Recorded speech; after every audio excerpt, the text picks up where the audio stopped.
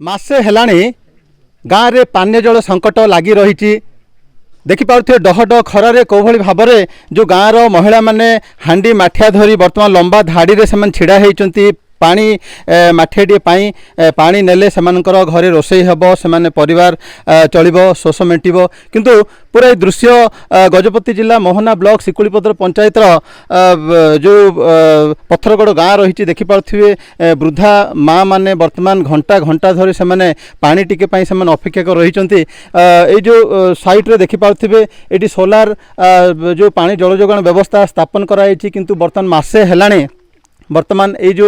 solar जल जोगाण system संपूर्ण भाव में बंद रही एठी टेप लगी सत किंतु ये टेप रे बर्तमान पानी आसुना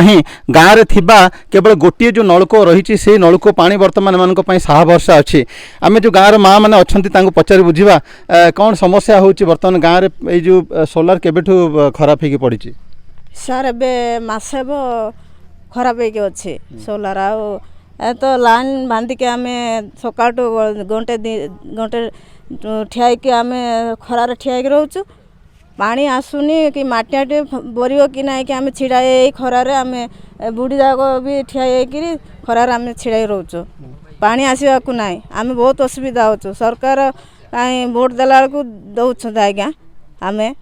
आ सरकार कहीं आम कथा भी बुझुना पानी भी आसुनी सेटा भी आम दुख बुझुना तो निश्चित भाव में ग्रामवासी दुख प्रशासन बुझुना आम आउ जड़े माँ अच्छा पचारा कौन कहे जो आपण मैंने पानी बर्तमान केमिति समस्या भोगुंट पीवा पानी आज्ञा पानी तो पंख बासन आसुची पीले पारुनु बेसी रंग बाहर आ पानी अभाव बोलिकी गंठाड़ी टिया होचु पानी भी बेसी नेबु बोली कहले माटियाटी दी माटिया नहीं पारुचु आम तो बेसी जन बेसी लोक तीब घर को आ कौन करू पानी तो समस्या टिके साहाय्य करतिले हेइतांता गाँव रे केते परिवार रहउचंदी आपन गाँव रे 150 खंड ये संख्या होचु सर साई एते 80टा घर आउ 400 परिवार होच आज्ञा एले पानी तो प्रॉब्लम आम कौन कर पारबु आउ समस्या हमर दूर हे जाउनी काहे का को अभियोग आपण माने जणै छथि समस्या नहीं गिरे सरपंच भी कहलु आज्ञा मासे अब एडी सोलार टांकी पूरा बंद होई रही आउ सोलार टांकी भी आउ तैयार करिया नांती किछि ने हम कौन करबु आज्ञा तो निश्चित भाव में देखिपे डह डह खरारे कौभली भाव में ये जो बुढ़ी माँ मैंने वर्तमान बसी पानी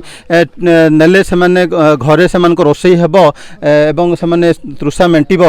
पूरा देखिपे ये वर्तमान आपण जो अच्छा कौन नियम कर पानी जो आस घंटा घंटा धरी छिड़ा हो कौन पानी आनिया लाइन रे छिड़ा पड़ जाए जहाँ घंटा अध घंटा लगी जाऊँगी जन को माने गोटे माटिया भरवा एमती समस्या है मसे आम खबर देचु से कंप्लेन भी लिखाई सरपंच को कहुई ब्लॉक भी जनाई किंतु किसी समाधान नहीं काली आसिक ये रिपेयरिंग कले पाइप तथापि पानी भलसे बाहरुनी एमती गोटे माटिया गाड़िया गले अध घंटा 15 मिनट छिड़ा पड़ुचे आज्ञा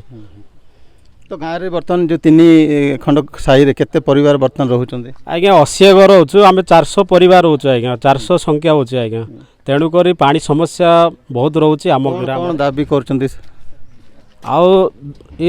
जदि सोलारटा आमर रिपेयरिंग होता बोले टी सहायक होता है आम पानी टी पानी सुविधा होता आम गाँव तो निश्चित भाव में गाँव में जो अचल हो पड़ा जो सोलार जल जोगाण सिस्टम को तुरंत